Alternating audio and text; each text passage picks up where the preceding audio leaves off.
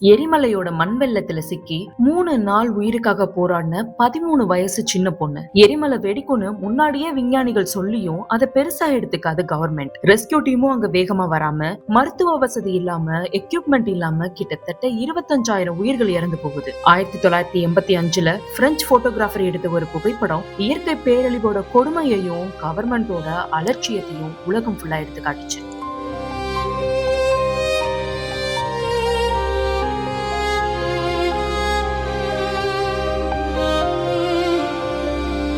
1985 November 13 கொலம்பியால நெவோடா del Ruiz எரிமலை வெடிச்சது. அதோட மேல் பகுதியில பனிமலைகளும் இருந்தது. வெடிப்போட சூட்டுனால அந்த பனிமலைகள் உருகி அந்த தண்ணில எரிமலையோட சாம்பல், பாறை, மண்ணுன்னு எல்லாம் கலந்து ஒரு மணல் வெள்ளமா பக்கத்துல இருந்த அர்மராவ் அப்படின்ற நகரத்தையே மூழ்கடிச்சிச்சு. இதுல 25,000 பேர்கிட்ட இறந்து போனாங்க. இந்த பேரழிவுல தான் 13 வயசான ஒமைரா சாஞ்சஸ் அவங்க வீடு இடிஞ்சு விழுந்ததுல அந்த பொண்ணோட கால் கான்கிரீட் தூணுக்கு இடையில மாட்டி அந்த மண் கலவையில கழுத்து வர மூழ்கி இருந்தா.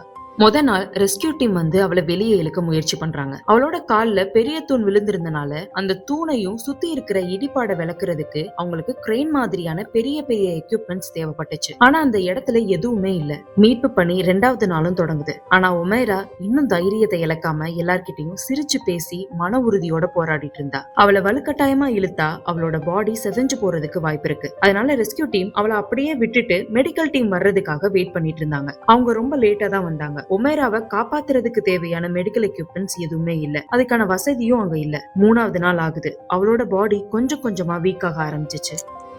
Reza para que yo pueda caminar y esta gente me ayude.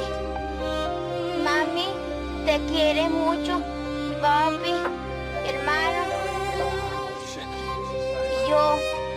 Adiós, madre. அந்த பெரிய தூண் அவ கால்ல விழுந்ததுல ரத்த ஓட்டம் நிக்க ஆரம்பிக்குது. ரொம்ப நேரமா அந்த மண் தண்ணிலேயே இருந்தனால பாடியோட டெம்பரேச்சரும் குறைஞ்சு பல இன்ஃபெக்ஷன்ஸ் அவளுக்கு வர ஆரம்பிச்சிச்சு. இதனாலேயே பாடியில டாக்ஸின்ஸ் லெவல் அதிகமாகி கிட்னி செயலிழந்து போகுது. அந்த பொண்ணோட கண்ணு மொத்தமும் கருப்பு கலர்ல மாற ஆரம்பிச்சிச்சு.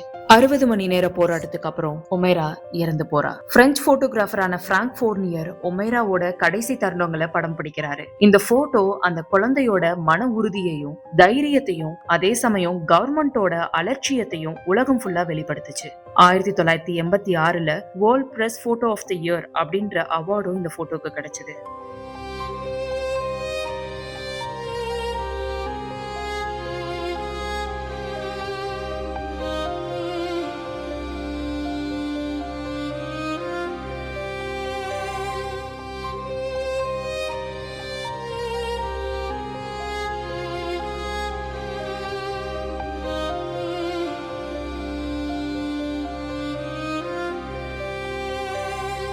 That's the end of the story.